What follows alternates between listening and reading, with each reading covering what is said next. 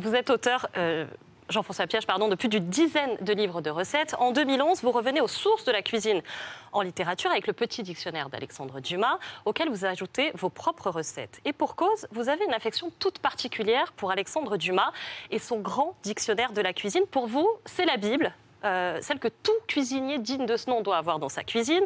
Alors on connaît bien l'œuvre romanesque de Dumas, Le Comte de Monte Cristo, Les Trois Mousquetaires, et on connaît moins celle-ci, celle sur laquelle sa vie s'achève en fait, et dont il dit même qu'elle est sa cathédrale. Donc lui, il a vraiment adoré ce projet-là. L'ogre Dumas, on l'a affublé de tout un tas de surnoms gargantuesques, tant il vouait une adoration à la cuisine. Et pour l'écrire, ce livre, Alexandre Dumas, il se retire en Bretagne avec Marie, sa cuisinière, et avec elle, ils vont compiler près de 3000 recettes. C'est énorme, mais aussi des récits de voyage, des souvenirs. Et c'est ce qui en fait un véritable roman gastronomique. On y trouve aussi des expériences un peu plus louches, Mouloud, comme comment cuisiner un éléphant, ou alors un plat. Moi, c'est ce qui m'a interpellé. On arrête les bêtises, là. Et un plat à base de, attention, c'est très ragoûtant, 60 langues de lapin. Alors Dumas, ce qu'il faut savoir, c'est qu'il était métis. Il a souffert beaucoup de ce racisme-là. Et son amour de la gastronomie française, pour lui, c'est la preuve de son appartenance à la France. Ce livre, il est publié après sa mort et il fait penser en fait à une très très longue lettre d'amour de Dumas à son pays, une lettre d'amour posthume, et c'est ce qui le rend si émouvant. Voilà, donc merci de nous l'avoir fait redécouvrir. Mais vous êtes collectionneur de livres anciens. Oui, oui, et c'est vrai que c'est un des livres qui m'a donné envie de continuer à aller... La collection, c'est peut-être une maladie parce qu'on ne s'arrête jamais.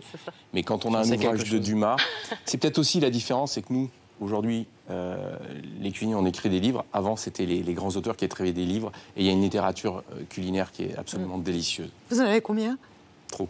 Mais vous êtes même... 12 000, non? Ouais, je crois. Ouais. Vous avez reçu un prix d'écrivain gastronome aussi en 2014. Oui, mais j'aime beaucoup, sans être nostalgique, j'aime beaucoup ces livres anciens parce qu'il y a une façon de narrer la cuisine qu'on n'a pas aujourd'hui. Nous, aujourd'hui, on est dans le pratique, c'est des livres pratiques. Avant, c'est de la littérature gastronomique, c'est pour ça que je les aime beaucoup. Et ça fait du bien de dire des choses, ça fait du bien de dire des choses qui ne se likent pas. Mon second livre, Jean-François Piège, c'est Littérature et gourmandise de François Desgrandchamps. Il est chirurgien, professeur, chef, il est aussi amateur de cuisine et de littérature. Est-ce que vous vous souvenez de ça? Préparez votre pâte dans une jatte Voilà. plate. Eh ben dis donc, Voilà. c'est s'amuser.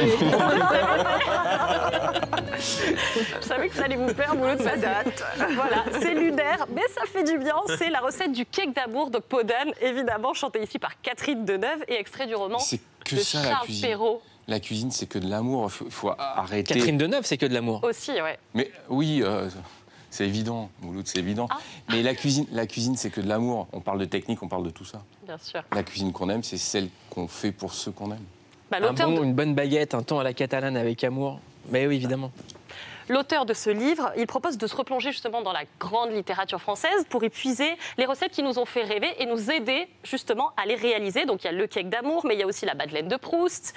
Plus inattendu, on découvre la soupe à l'oignon de Madame Bovary, dans lequel elle sert un morceau de veau à l'oseille, mais il y a aussi le canard rôti de Vipère au point, la ratatouille du Père Goriot. Bref, il y a toutes les recettes littéraires et à travers ces grands auteurs, on apprend à redécouvrir ces recettes, mais aussi la littérature française. Donc c'est un bon programme pour Noël. Ça donne envie. Ça donne envie.